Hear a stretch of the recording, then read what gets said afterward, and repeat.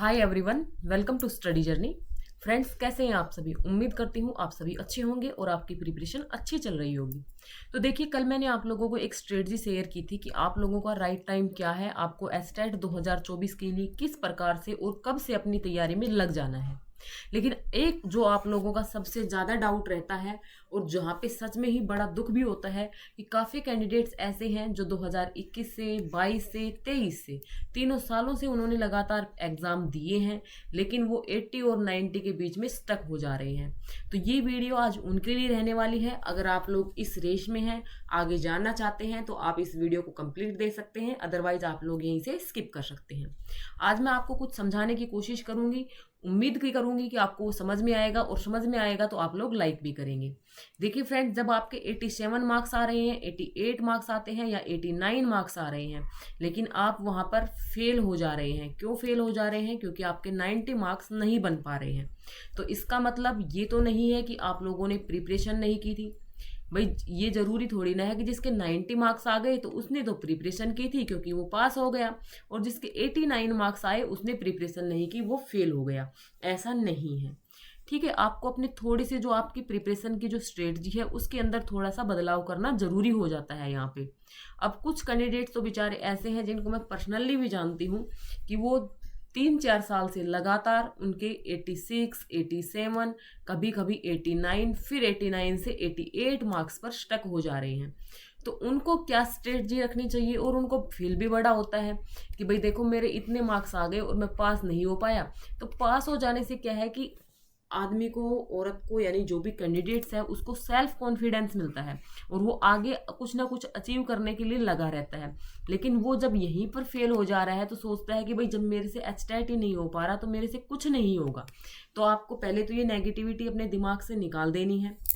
उसके बाद देखिए आपको क्या करना है कि आप लोगों के 90 तो क्या, आप लोगों के 110 मार्क्स तक भी आ जाएंगे अगर आप थोड़ी सी सही डायरेक्शन में सही स्ट्रेटजी से काम कर लेते हो।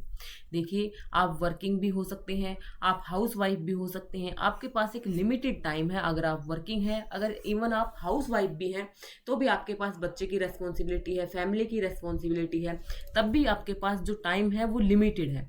तो इस टाइम के अंदर आपको क्या करना है? देखिए, आपने 2021 में पेपर दिया था, 2022 में पेपर दिया था, 2023 में पेपर दिया था। कुछ कैंडिडेट्स ऐसे भी हैं जिन्होंने 2020 से लगातार पेपर देते आ रहे हैं। तो उनको क्या करना है? उनको अपना खुद का जो एनालिसिस है वो करना है कि भाई जब उनके 87, 88, 89 मार्क्स आ रहे हैं तो वो किस सब्जेक्ट की वजह से आ रहे हैं। मैंने कल आप लोगों को जो सब्जेक्ट्स हैं वो भी बताए थे कि भाई आप लोगों को 7 सब्जेक्ट पढ़ने हैं और 7 ही मंथ्स आपके पास बचे हुए हैं। तो आप लोगों को एक सही ढंग से अपनी प्रिपरेशन करनी है। तो अब आप लोग देखिए कि जब आप सीडीपी का जो आपका स्कोर है 30 मार्क्स की होती है, तो उसके अंदर आप अपना स्कोर देखिएगा कि आप क्या स्कोर कर पाते हैं। अगर आप वहाँ पे 22, 23, 25 मार्क्स तक लेके आ रहे हैं तो गुड मार्क्स है। अदरवाइज आप लोग देखिए कि भाई आपके मार्क्स क्यों नहीं आ रहे हैं। कुछ काफ़ी कैंडिडेट्स ऐसे भी हैं जो सीडीपी के अंदर स्कोर नहीं कर पाते। उनका सीडीपी के अंदर 10-15 से नंबर के बीच में ही वो सिमट करके रह जाते हैं। तो वो अपना देखिए कि भाई जो सीडीपी है उसको किस प्रकार से सुधारना है। आपको जरूर 1 से 2 सब्जेक्ट आपको जरूर ऐसे मिलेंगे जिसके अंदर आप एवरेज मार्क्स नहीं ला पा रहे हो और तभी आपका एग्जाम है वो छूट जा रहा है। तो आपको पहले खुद एनालिसिस कीजिए। आपको खुद को पता भी होगा, इवन अगर आप सीडीपी के अंदर कमजोर हैं तो आपको क्या करना है।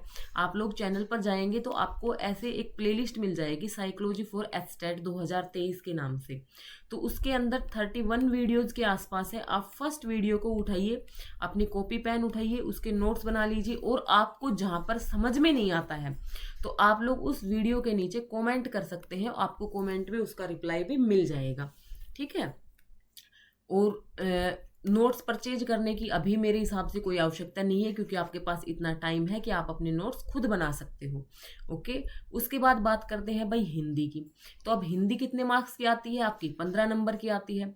तो अगर आप इस 15 में से 10-12 नंबर लेके आ रहे हो तो ठीक है भाई, ठीक है, तो उसमें प्रैक्टिस ही करनी है। अगर आप इस 15 में से 3 से 4 या 5 नंबर पर आकर के अटक जाते हो, क्योंकि हिंदी एचटेट के अंदर अपने एक अच्छा खासा रोल प्ले करती है। उसका जो लेवल होता है भाई, अच्छा लेवल माना जाता है एचटेट की हिंदी का।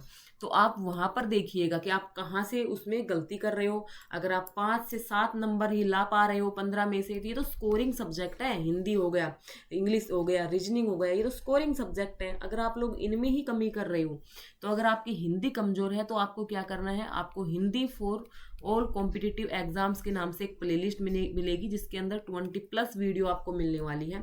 आप लोग उसमें पहली जो वीडियो है वो उठाइएगा, उसके अपने खुद के नोट्स बनाइएगा और कर जाइएगा उसको।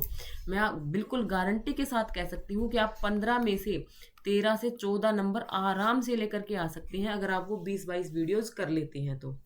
ओके। उसके बाद भी आ जाइए इंग्लिश में। अब इंग्लिश में भी आप इसी प्रकार से चेक कीजिए कि आप 15 में से कितने नंबर लेके आ रहे हैं। अगर आप हिंदी में भी एवरेज मार्क्स 10 से 12 मान के चलो, 10 से 12 नंबर आपके नहीं आ रहे हैं, तो आपको इंग्लिश में भी इसी प्रकार से करना है। प्लेलिस्ट बनी हुई है, पहली वीडियो उठाइएगा और उसको पढ़ना स्टार्ट कर दीजिए, अपने खुद के नोट्स बनाइएगा। अब भाई रीजनिंग तो ऑलमोस्ट सबकी सही होती है, इसमें तो मुझे नहीं लगता कि आपको गाइड करने की ज़रूरत है मुझे। अगर रीजनिंग के अंदर भी आपके 8-9 नंबर या 7 नंबर नहीं आ रहे हैं, तो यहाँ पर भी आपको काम करने की ज़रूरत है। इसमें तो आप 10/10 भी लेकर के आ सकते हैं। उसके बाद मैथमेटिक्स की बात रही भाई। मैथमेटिक्स मान लो आपका 0 है, बिल्कुल आप एक सवाल भी नहीं निकाल पाते हो, तो जब आपने प्रीवियस ईयर जो आप पेपर दिए थे, आपके पास पेपर भी रखा हुआ है, आप उसमें देखोगे कि भाई आप कुछ टॉपिक आपको ऐसे मिल जाएंगे कि जहाँ से आप 4 से 5 क्वेश्चन निकाल सकते हो, बिल्कुल जिसके अंदर बेसिक कैलकुलेशन लगती है, तो आप उन वाले क्वेश्चंस पर फोकस करो। अब बात करते हैं भाई हरियाणा जीके की। तो हरियाणा जीके की तो आप कोई भी बुक ले लो, सारी बुक अच्छी हैं। यूट्यूब पे भी इतने टीचर भरे हुए हैं, आप कहीं से भी पढ़ सकते हो। और जो आपका सब्जेक्ट है उसके अंदर मुझे नहीं लगता कि मुझे आपको गाइड करने की ज़रूरत है, क्योंकि आप अपने सब्जेक्ट को मुझसे अच्छी तरह जानते हो। आपकी एनसीईआरटी भी आती है, आपकी हिंदी में भी मान लो भाई ग्रामर भी आती है, इंग्लिश में भी इसी प्रकार से है, वोकैब भी आती है, या फिर आपका एसएसटी है तो उसके अंदर आपकी हिस्ट्री भी आती है, ज्योग्राफी भी आती है, पॉलिटी भी आती है, इकोनॉमिक्स भी आती है। तो वहाँ पर आप लोग देखिए भाई आपकी हिस्ट्री कमज़ोर है, इकोनॉमिक्स कमज़ोर है, ज्योग्राफी कमज़ोर है, आपका कौन सा सब्जेक्ट कमज़ोर है, और उस कमज़ोर सब्जेक्ट पर, कमज़ोर पोर्शन पर ही आप ज़्यादा फोकस अभी से स्टार्ट कर दीजिए, क्योंकि अभी आपके पास टाइम है, आप अपने बेसिक्स को भी क्लियर कर सकते हैं। तो भाई मैं तो आपको बस यही बताना चाहती थी, क्योंकि आप लोग 85 से 90 के बीच में स्टक ना हो, बल्कि आप 90 से सीधा 110 तक आप अपना स्कोर को लेकर के जा सकते हैं, अगर एक सही स्ट्रेटजी से आप दिन में 1-1.5-2 घंटे भी अपने लिए निकाल सकते हो, तो आप आराम से 110 के आसपास पहुंच सकते हो।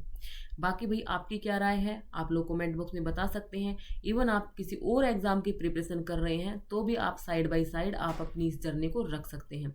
जो फ्रेशर हैं उनको क्या करना है भाई, वो 2023 वाला पेपर उठा लो, 2022 वाला पेपर उठा लो, उसको करके देखो कि उनके कितने मार्क्स आ रहे हैं। अगर वो 60-62 के बीच में है तो भाई उनको बिल्कुल बेसिक से 0 से पढ़ने की ज़रूरत है, ठीक है। अगर वो भाई उनका जो जनरल पोर्शन है वो स्ट्रॉन्ग है, 80 से 90 के बीच में है, तो मैंने जो स्ट्रेटजी बताई है आप इस स्ट्रेटजी से काम कर लो, तो आपका जो एग्ज़ाम है उसको पास होने से कोई नहीं रोक पाएगा। सभी एग्ज़ाम्स की यही स्ट्रेटजी होती है कि भाई हमें उसका सिलेबस देखना होता है, प्रीवियस ईयर को एनालिसिस करना होता है, और एग्ज़ाम आपका निकल जाएगा। और वैसे भी ये तो आपके क्वालिफाइंग एग्ज़ाम है। कल मैं आप लोगों के लिए एक वीडियो लेकर के आऊँगी, जो भी सीटेट का एग्ज़ाम दे रहे हैं वो नीचे कमेंट बॉक्स में बता दीजिएगा कि आप सीटेट का एग्ज़ाम देने वाले हैं, फर्स्ट टाइम दे रहे हैं, सेकंड टाइम दे रहे हैं, और अब आपके पास जो 1.5-2 महीने बचे हुए हैं उसके अंदर आप लोग इवन 1-1, 2-2 घंटे भी अगर आप लोग डेली प्रिपरेशन के लिए निकाल लेते हो तो आपका सीटेट क्रैक हो सकता है। किस प्रकार से क्रैक हो सकता है ये सब मैं आपको कल गाइड करने वाली हूँ। तो जो भी सीटेट वाले हैं नीचे कमेंट जरूर लिख करके जाइएगा। आपको मेरी सलाह, आपको मेरी राय कैसी लगी कमेंट बॉक्स में जरूर बताइएगा। तो चलिए आज की वीडियो में इतना ही था, कल आप लोगों से मिलती हूँ एक नई वीडियो के साथ। तब तक आप लोग अपना ख्याल रखिएगा।